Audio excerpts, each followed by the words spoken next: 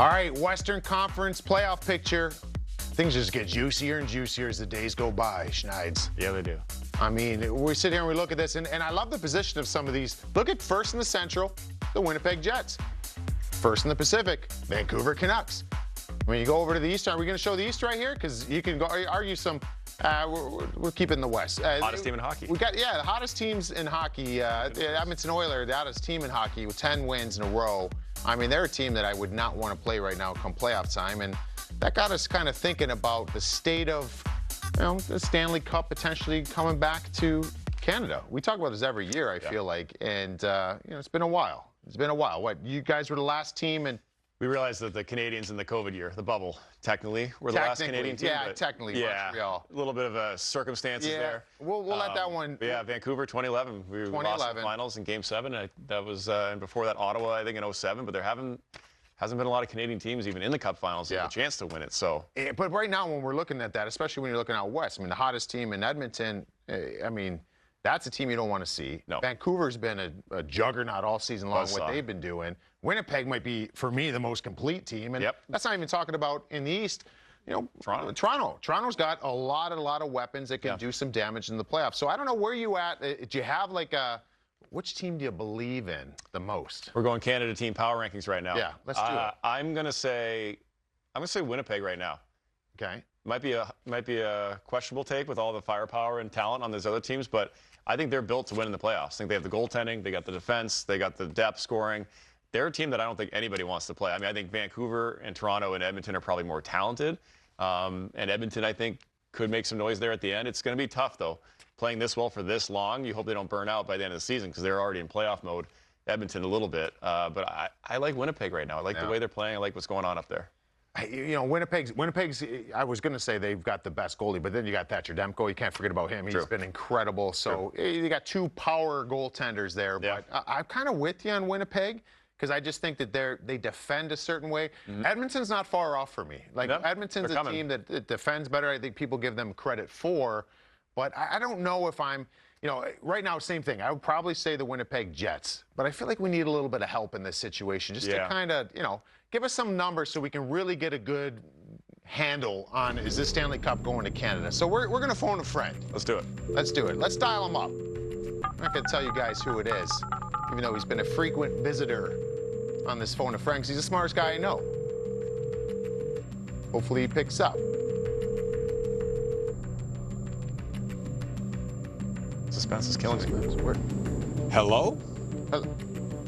Hello? Mike, Kels. Yeah?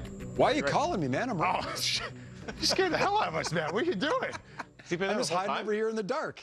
Schneider and I are just waxing poetic about the Canadian team. I snuck in through the door. You phone a friend. My phone starts ringing. I'm like, Rupper needs something. I just hopped in. You just hop in. All right. Well, this is good service right here. That's good service. So let us in. Well, give us something because I'm kind of split here. I don't know what to make of this. I mean, Vancouver's been very impressive all year. Yeah.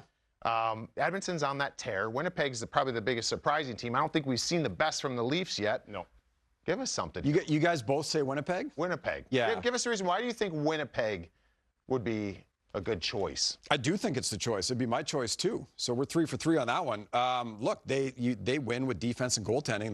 That translates to the playoffs, right? So, and they're getting scoring, too, and Connor's coming back and all that. But to your point about teams not burning out, Schneids, right? Winnipeg last year was almost this good at this time of the year, and then they went 500 for the last 42 games.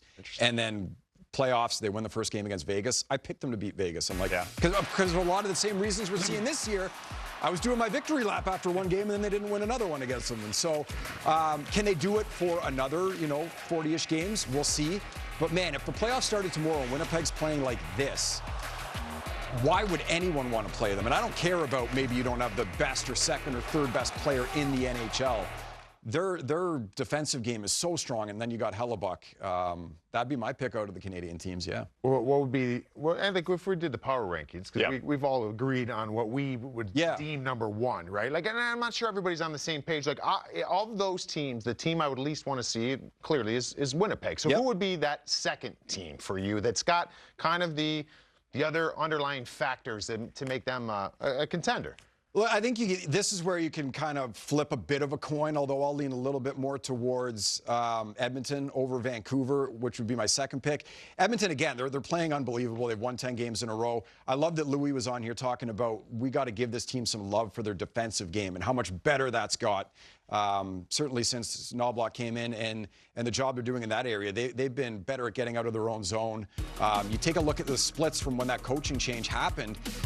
The shots they're giving up from the house have gone down. And you might say, well, that's 3 a game. Well, you do that over 26 games, you're up around 80 of those shots. Schneid's, those are never good shots to face, right? From the slot. So you don't want to deal with that. The inner slot, again, the net front, really, the rebound chances, they've been way, way better in front of their own net. And as a result, but also on top of that, Skinner's been amazing. I mean, you know, expected goals to goals allowed, if you look on the left side of the screen there was a massive difference there, and that's because Skinner wasn't very good at the start of the year. He's been fantastic for them. So their offense, defense is right there. The thing, I still think they need to go out at the deadline and get a legit second goalie to play with Skinner, where if Skinner falters a bit, they can go to a Jake Allen, for instance, somebody like that. Because in the playoffs last year, Skinner wasn't great, and the margins are like that, right? You can't get out goaltended and still try to win at that time of year. You mentioned margins, and Edmonton, as far as their expected goals for and their expected goals against every game, like they have the largest margins of anybody. Well, they dominate. They dominate, sure. right? They give themselves a chance to win every night. So when you're talking about goaltenders, and we just said whether you got Demko or Hellebuck of those 4 teams, that's your power move. Yeah. Edmonton doesn't need a power move, though. And I like what both you guys, we were talking about it off air. Like, you just need a goaltender that's going to, even if it's average goaltending, and Stuart Skinner at times is better than average goaltending. Yeah.